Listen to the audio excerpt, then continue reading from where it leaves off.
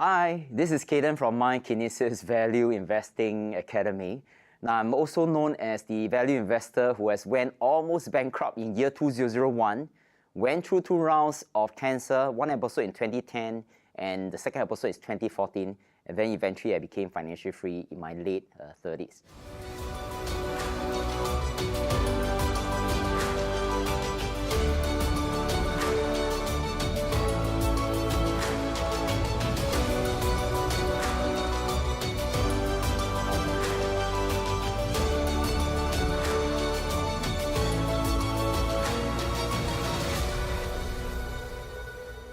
So what's going to happen in this video is going to be very exciting because I'm going to share with you one key reason why most people are struggling with their retirement, struggling with their money, but yet somewhere out there, whether it's in Singapore or other parts of the world, there are some people who do not struggle with money. But in fact, they do very well with their money. They become wealthier than most of the people. But the question is, what are the things that this group of people know, but most of the people don't? But let me share with you the conventional wisdom that all of us have. You know, all of us, during our younger days, our parents always snapped at us and wanted us to go to school. And of course, in a Singapore context, whether it's in Singapore, whether it's in Malaysia, or whether it's in any parts of the world, you know, our parents always wanted us to do well in life. So what do they encourage us to do? They encourage us to go to school, which is the right thing to do. So I realized that about 20 plus years ago, I graduated from National University of Singapore with a 2 degree and 1 master degree. So my first degree is Bachelor of Science in Biology. My second degree is Bachelor of Science in Zoology. And my third degree is Master of Science again. So I spent most of the time studying science. So after I graduated from university, I did something that all of us do. That start with the letter W. Give a guess. What do you think this W stands for? Now, I'm quite sure you know. This W stands for work. So after we finish school, you know all of us have to work. So my question to you is this. Have you come across anyone that you know, after they graduated from any schools, they don't have to work? Now, I'm quite sure you couldn't find any one of this. So now the question is, how long do we have to work? Now, this was the question I asked myself many years ago after I worked for about maybe 5-6 years. I keep asking myself, I keep working day and night, but how many years do I have to work? So before we talk about how many years to work, let's look at the official retirement age in Singapore. Now, based on the retirement law from the Ministry of Manpower, our official retirement age is 62. So in other words, a typical employer cannot call us to or request us to retire if we haven't reached 62. So let's say I graduated from university in early 20s. And from 20 to 62, give a guess. How many years do I have to work? Now, you're right. Simple arithmetic is 42 years. So now the question is, if life really have a choice, do we want to choose to work more than 42 years?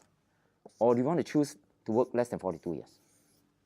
Now, obviously, most of the people will say, hey, Cayden, obviously, I want to choose to work less than 42 years.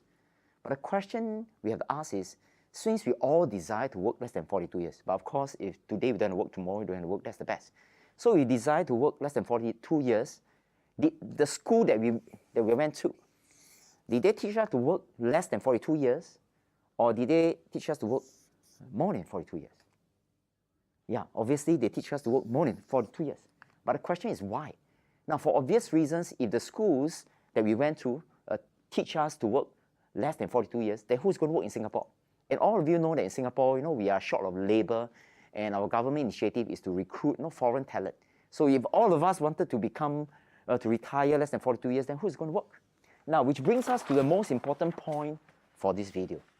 So why do most people struggle with money and a small minority don't? Because the schools that we have been to has trained us to work.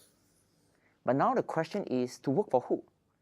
Now, if you're working as an executive, you look up, maybe you work for a manager. But who does the manager report to? Maybe the director. And who does the director report to? And go all the way up, probably it's the CEO. So now the question is, who does the CEO report to? And if the CEO look up, the CEO may realize that they are the highest paid employee in the entire company. So the CEO has to report to the board of directors. So who does the board of directors report to?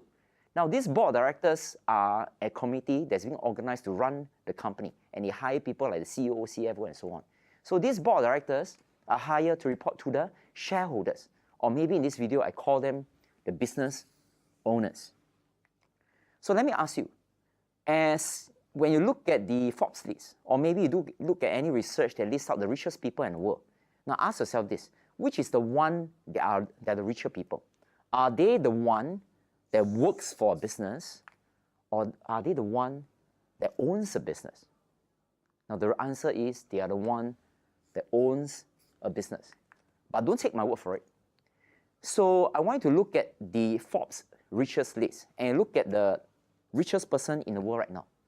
So who's the richest people in the world right now? This person is somebody that you're familiar with, and this person is called Bill Gates. And did Bill Gates work for a business, or does Bill Gates owns a business?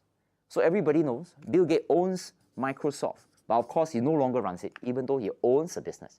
So if he no longer runs it, somebody is working for Microsoft, somebody is working for him. And if I continue the list downwards, the second one is Warren Buffett, which is the second richest man in the world. So he owns about 46 or 47 businesses. He doesn't work for one. And if I go on the list, whether it's the third one, the fourth one, you know, some of the names will get more and more familiar. For example, people who own Oracle, people who own Walmart. And you realize that as the list goes downwards, even the richest person in Hong Kong, Li Ka-shing, the richest person in Singapore, every single one is a business owner.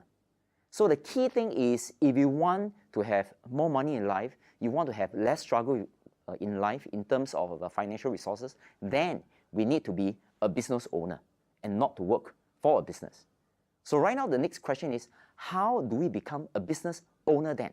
Now, in my subsequent video, I'll share with you exactly how you can own a business so that eventually you can work less than 42 years, and of course, you can retire less than most of the people. So keep a watch out for my second video. Thank you, Cayden Chang from VIA, Value Investing Academy.